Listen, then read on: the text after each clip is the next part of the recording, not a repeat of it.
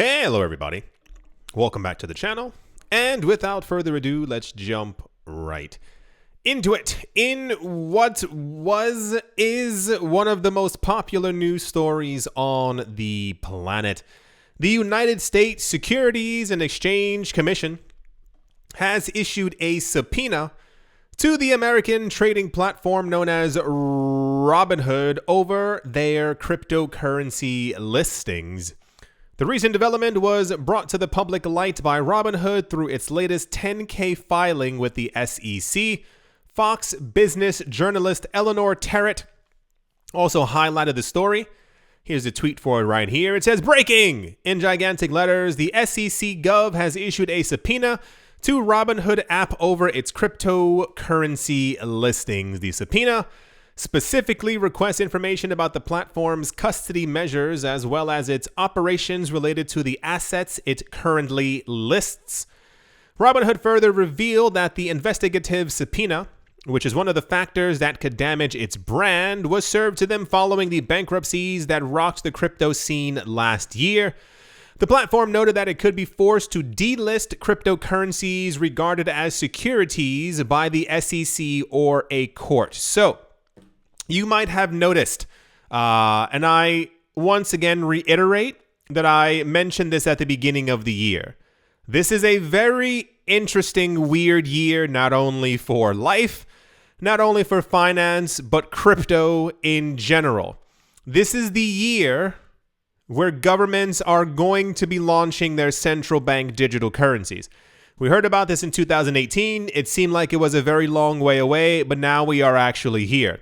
The way that the SEC has taken part in this is by basically coming down quite heavily on nearly every single cryptocurrency exchange, any place that lists or hold or offers some kind of a cryptocurrency service in some sort of way. We've seen it against Kraken. We've seen Coinbase freaking out the last couple of days, announcing that they need the community to come together for something serious, which tells me we do not have proof of this. But this is quite obvious, and normally Coinbase does this whenever they're in trouble, so that means they probably got contacted by the SEC. The SEC has also contacted Gemini. This was a couple of months ago, and I was really shocked because Gemini they're the poster boys for everything great. We've also seen a bunch of heat towards Binance and the Binance US dollar and a whole bunch of other stuff, and Paxos and the delisting of coins. Yada, yada, yada, you name it. In the United States, as far as I can tell, Robinhood is absolutely gigantic. And a lot of people love Robinhood for not only stock trading things and also for cryptocurrencies because they have a whole bunch of them listed. And I think they started doing this around 2020 or 2021. Can't tell you the exact date, doesn't really matter. The point to be made is that the head of the SEC recently came forward, Gary Gensler, or was it some other person? They all look the same. It doesn't really matter. He announced on TV that, again, to him, every single, now hear this and hear this good because sometimes people don't pay attention and then people get confused later on. He reiterated that to him, every single cryptocurrency except for Bitcoin is a security. He thinks that every single one of these coins should fall under the jurisdiction of the SEC. Every single one. So what we've seen since the beginning of this year is the SEC going after platforms in different ways. I think we get droplets of how they actually talk or discuss things over with these companies. And the portions that we usually get is that this company might be doing something on their platform that may constitute as a security because they're offering it to US clients, or they may have X coin on their platform, which may be deemed as a security. For some reason, the SEC didn't tell them over the last 3 years that they should not have listed it. However, over the last 3 years, it was listed on their platform. People within the United States had access to this coin, and therefore now that exchange did something, air quotes, illegal. So now we're at the point where Robinhood has also received a subpoena or multiple, who knows, from the SEC over the coins that they have listed on their platform. Robinhood currently accommodates 18 different cryptocurrencies on their platform: Bitcoin, Ethereum, Shiba Inu, Dogecoin, you name it. They have all the most popular coins there. It says, much like Coinbase, the platform does not provide support for XRP. Sure, why not? Several market watchers have attributed this to the legal situation surrounding the asset. Probably. Who cares? Doesn't really matter. Notwithstanding, Due to the lack of regulatory clarity within the cryptocurrency industry in the United States, American-based platforms such as Robinhood have little idea of where they stand in relation to the law with regard to their cryptocurrency listings. SEC Chair Gary Gensler recently disclosed why he believes most cryptocurrency assets other than Bitcoin are securities. In an interview with Intelligencer, last December, U.S. congressional candidate January Walker advised the crypto industry to support XRP against the SEC's perceived overreach, warning that it could affect the whole industry soon. I mentioned that to a lot of people here, and I noticed a lot of people just seemingly don't care. You don't understand that a lot of the cryptocurrencies that you own, I don't care if it's Solana, I don't care if it's Cardano, I don't care what coin you think deserves space in your portfolio. If XRP is deemed a security, a lot of these coins are going to zero, and that money is going to flow into Bitcoin. I'm going to repeat that in another way. A lot of people over the last couple of years seemingly think that their coins are different than every other coin. I know you don't want to hear this, but every coin is exactly the same. The reason why you own a certain coin is because of your perception by the person who created that coin, or you somehow vibe with people from that cryptocurrency's community. That's why you own certain coins. All these coins do the exact same thing. They can all be upgraded to the exact same way. You cannot disagree with me because this is basically what it is. They all have smart contracts. They all can have ICOs. They all can have STOs. They all have NFTs on them. Super slow Bitcoin. They renamed it into ordinals, but it is still an NFT. Litecoin also has NFTs. They all can do the exact same thing. You think that your blockchain is better or faster because it can do 4,000 transactions per second. Well, guess what? Other coins can also have a hard fork and upgrade and update, and they can do the exact same thing. Your coin has 5 different layers and side chains and other things like that. Guess what? Every other coin can do the exact same thing. If the SEC's rampage continues, as no one seems to be trying to stop them, and I don't understand, this is a gigantic mistake on the part of people within the United States and also the companies there. Everyone is so busy trying to heal to them, and everyone is trying to play nice with them. These people are insane at this point. Their overreach has gone to the point where people within the SEC are even coming forward saying that they're doing a bit too much. It's somewhere behind the scenes. I don't know where. I don't know how. I don't know in what office. Money is being passed to someone. And they're doing all of this in an effort to trying to make sure that Fidelity, BlackRock, Visa, MasterCard, you name it, that they are at the forefront of the cryptocurrency space when all of this stuff is regulated. They're trying to de-incentivize, disincentivize, doesn't matter, people from getting into the market, and also big companies who are already here. They want them out. They want them gone. We went over this before when it comes to fees. Why would JP Morgan and Fidelity and BlackRock want Coinbase, Binance, or Robinhood to take 80% of the fees that they could be getting? These companies own everything for a reason. So you'd better pray on your lucky, hopeful 10-leaf clover star that XRP is not deemed a security, because every Bitcoin maximalist is going to get their wish. The cryptocurrency market is going to cave, and the only coin that's going to do well is Bitcoin, as people realize that Bitcoin within the United States will be the only coin that is untouchable by the SEC. So, very popular news, or rather unpopular news. I don't really know where to place this one. It says Robinhood's crypto business under fire from the SEC. SEC issued crypto-related subpoena to Robinhood. Yeah, that's how they work. No one's trying to stop them. No one is regulating the regulators. I assume by summer, at some time this point, I think a lot of people are going to have a very strong whiff of reality coupled with confusion and a large portion of corruption. If Ripple does not win this lawsuit, the SEC is going to take that. Well, they not even take it as a win. They would and will have won and they're going to go after every other coin that isn't decentralized in some sort of way. If your coin has a CEO or has a leader who is constantly posting on Twitter, get ready. That's the Robinhood news. Let's hope it works out. And yeah, let's move on.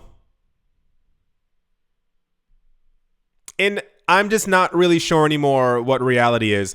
Cardano founder Charles Hoskinson apparently tweeted about Dogecoin on the 1st of March, and the cryptocurrency community completely lost their minds.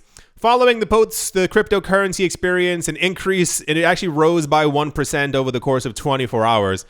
He tweeted Doge voting forever with 3 hearts next to it. The Cardano community was taken aback by Charles Hoskinson's recent tweet, which many speculated about its meaning. According to the comments, some users believed it to be an inside joke or Elon Musk taking over Hoskinson's account. Yeah, because I'm pretty sure he would want to do that. However, experts thought it was more than likely that Hoskinson was referring to the Venetian electoral process that aimed to prevent corruption. In that process, Doge was elected as the leader. Moreover, Hoskinson's Doge voting tweet suggested that Hoskinson or Cardano is entering the final phase of its roadmap, known as the... Someone saw this man write Doge voting forever, and they thought that this suggested he was talking about the end of the Cardano roadmap. Am I in the same universe as everyone else? Am I just... You all walk on the ground, right? No one's walking on trees or walking on buildings. Is your house upside down? Mine is right side up. So many times, people in the cryptocurrency space will write something and people completely deconstruct it as if it's like something really deep to look into. He wrote Doge voting hashtag forever. You thought that meant the final phase of Cardano's roadmap? Anyway, this was also quite popular news. This website just happened to talk about it more than others or had a little bit more information. Every other website where I found this, people were contemplating if Charles Hoskinson was moving over to Doge to develop there, if he owns more Doge than Cardano. Like, what do you... I don't... That's the Cardano Doge voting forever news. Jeez Louise, man. I mean, just like a drop of logic would go so far. All right. Let's move on. Also in extremely popular news, on Wednesday, Binance CEO Changpeng Zhao announced the launch of a new non-fungible token platform infused with artificial intelligence. And I understand if you haven't been seeing it, but you probably have. If you haven't noticed that AI is very prominently in the news now, I don't really know what to tell you. And for some reason, and here we go again, a lot of people are pretending like AI is now just beginning to be in the public spotlight, or even just the usage of it. I think a lot of people do use technology and simply don't understand on the most basic level how it works. You know that when you use Google Maps or Apple Maps, whatever you use, you know that it's using AI to tell you how to get somewhere. Like, there isn't a person who runs to a desk who's drawing a line telling you where you're going in real time. It's using AI. Like, you've noticed if you're on a highway and you miss the exit or the off-ramp, it'll recalibrate. That's also AI. You know, if you're not subscribed to this channel, AI is also suggesting this channel to you. That's why you may see it popping up on your screen, because you clicked on it once and the AI is like, okay, this is something that they want to watch. There's AI powering this channel. There's AI powering everything in the world. So the fact that Midjourney and ChatGPT have become really popular, I've been having conversations with people. Now, I get it. Not everyone is doing daily news like I am. So cool. I got it. But people are being like, it's so crazy. AI's everywhere. I don't want AI really taking over my life like that. And I was like, Amazon uses AI. They use it for everything. Every time you click on something on your phone or on your computer, there's an AI metric somewhere that's gathering that data, and this is why you get shown very specific ads. You know that your phone can tell you, your phone knows where home is. You never entered into your phone or to Uber or anything like that where home is, but all the apps are sharing data between themselves with AI that says, if you look on Google Maps where you are right now, the most time that you've spent there, it calculates through AI how long you've been there. It knows where home is because over the last 3.5 years, for some reason between 8 p.m. and 7 a.m., you're always in the same exact spot. But a lot of people, it's so odd. A lot of people are like, oh my gosh, it's so, this is really weird. Like, I wonder what the future is going to be like because I don't want my job taken over by AI. I got something for you. It already is. What do you think self-driving cars and taxis and buses and trains are? Have you been to a city yet? If you've been in Paris, has anyone been to Paris or is in Paris recently? If you're on the one line that goes across the city, you may notice there's no conductor. What do you think that is running on? It's a computer. Anyway, just thought I'd let you know that everything you do, everything you touch, every payment you make also goes to a system that runs on AI. It's calibrating what you like to buy the most. So, yeah. Anyway, Changpeng Zhao announced the launch of a new NFT platform that is using artificial intelligence, as it is one of the most popular things that people are talking about right now. The AI-centric product is named Picasso. That is Picasso. Take away the P and add a B for Binance. And Changpeng Zhao said that the beta version dropped and was limited to 10,000 mint. So you were able to generate your own NFT thing through their platform. Something like that. Artificial intelligence has been popular in 2023. Sure. With OpenAI's platform ChatGPT, also known as GPT-3, making headlines and artists such as Binance announced a new platform called Picasso that combines AI and NFT technology. He said, here's a fun new Binance AI product called Picasso.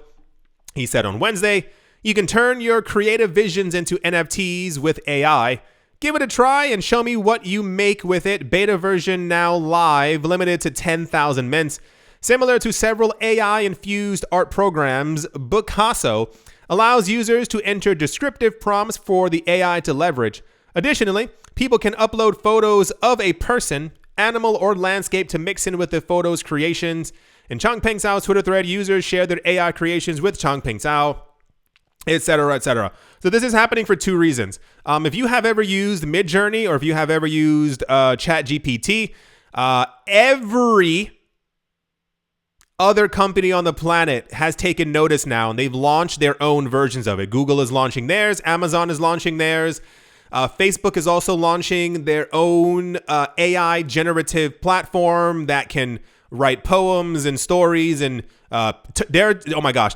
You know how many people are doing their homework with ChatGPT now? There was a video a couple of days ago. It was talking about the progress of AI and where we are now and where we're going to be in about 10 years. It'll be unrecognizable, this world. And they were showing like a survey that they took at some university, and they were asking all the students, have you used AI to write homework or like term papers for you? And I think like 70% had said yes. And of those 70%, I think a portion of them said that they did it unedited. So ChatGPT came up with something, they printed it out, and that was their homework. Or they lightly edited it because they were afraid of their professors being able to tell that it was ChatGPT. They even found that certain universities are also like making memos and stuff like that, just using it's completely insane. So as this is now the new potential future $1 trillion industry that has hyper blossomed over the course of the last like 6 or 7 months, they're now doing the same exact thing, basically, once again, on Binance. And I think this is in part because Binance, you might have noticed, I mentioned a couple of videos ago, and I've done this a couple of times. Doesn't matter. Anyway, the point is, a lot of cryptocurrency companies launched NFT platforms that they thought would be superior or that everyone would clamor to use even though they made them exclusive. So Coinbase's NFT platform was exclusive. Binance's NFT platform, I believe, is still exclusive. There was OpenSea, and there was another one. There was a platform called Nifty, and there was another one that had to do with like blue or water or aqua something. I don't remember exactly what it is. But they also only allowed the largest artists in the world to create NFTs on these platforms. However, the thing that became more popular was OpenSea. Why? Because it was gigantic WAS, open to everyone. And this is now why we see Blur gaining popularity, because it's another platform that's once again open to everyone. So I think this is being done because Binance realized that their NFT platform isn't doing too well, because you need everyone from the get-go to be able to use your platform. You're the largest crypto exchange on the planet. You have to get people onto your platform, not by telling them, hey, wait 9 months, and then when you finally open up your NFT platform, only the literal rich and famous can use it. So now they're creating something that everyone, wink, can use and create NFTs using AI. I think Instagram also just announced something like this as well. There was some other really popular platform who announced that they're also doing something with AI. So you'll be able to generate images and generate art through the AI and then sell those as NFTs directly on their platform. I think it was Instagram. That one sounds the most familiar. So this was also popular news. Anything with Binance always ends up getting, tons of people really riled up. I think if they release this for everyone, I think it will do well. AI everything right now is big and will continue to be big even after any of this hype ends up dying down a bit. If you have a chance, look into what AI is used for. You don't get that it's used in everything. I know that some people are like, I get it, but you have to understand that it doesn't seem like it. Because we don't have flying cars, because there aren't drones and stuff flying everywhere, we forget sometimes that we actually are in the future and robots completely control and run our lives. Like even when I've said before in other videos, like I can't say certain words, and I've seen people in this comment section and on Twitter being like, free speech, bro. You got to say what you want. Like you can't be afraid. And I'm like, you don't get it. You're probably not a YouTuber. When you post a video, the AI, like there's a thing, it looks and listens to your entire video. If you showed something or said something, like even right now, this is how they generate the captions and the words on the video. It listens to everything that you say. If you say something against their rules or say a word that you're not supposed to say, this is why in 2020, you saw tons of channels being taken down or demonetized because they were saying C19. That's why it's all AI based. Everything around us is just AI. That's the Binance has launched Picasso. It sounds ridiculous. Okay. Let's move on. In also popular news, Solana, the database platform, has released its plan to improve the database as an immediate response to the database-wide slowdown in block production experienced after the recent 1.14 network update on the 25th of February. For those of you who missed it, and if you did, sure. Solana collapsed, froze, slowed down, wasn't working, wasn't processing transactions this is now the 11th, that is 11th time in the last 13, 14 months. And as such, I had it in another video just to, discuss that it was going on. And I think I handled myself pretty well. Usually I don't because I rant and rave. But understand that this project is garbage.